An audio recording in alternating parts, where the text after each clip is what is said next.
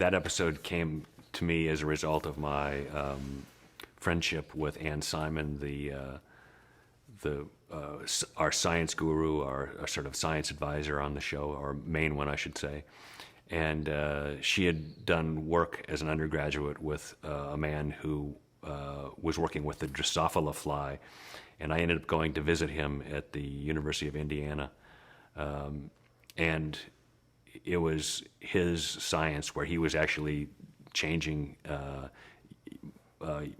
using the sort of different genes in the Drosophila fly. He was able to grow legs out of eyes and crazy things. And I sort of took that science and applied it to the Frankenstein story that the postmodern Prometheus is the title is in reference to. And we had actually had a kid who had worked on the movie.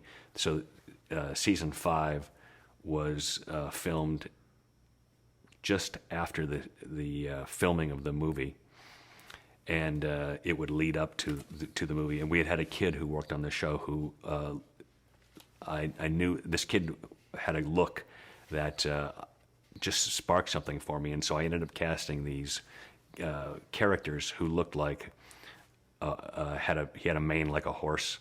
I had a character who looked sort of like a billy goat with a little scruff. I had all of these sort of Frankenstein characters that I was able to write the entire show around. It was filmed in black and white, so it had a Frankenstein feel to it, like a James Whale Frankenstein story. But for me, that episode really, you could only have done that on the strength of the 4 seasons that came before it. You know, it was such an unlikely episode that begins with a comic book page and ends with a comic book page being turned. It's one of my favorite episodes because of a final image that has Mulder and Scully in each other's arms dancing at the end. You had the goodwill and trust of the audience. You had the goodwill and trust of the studio and the network. And you actually, I mean, we had the trust of and appreciation of the Academy as well. That episode was nominated for a directing Emmy. Cher was a big fan of the show, as was Roseanne Barr, and both of them said that they would like to do an episode. So when I came to write that episode, I wrote both Cher in and Roseanne Barr in, and those were going to be my sort of stunt casting. That was my plan.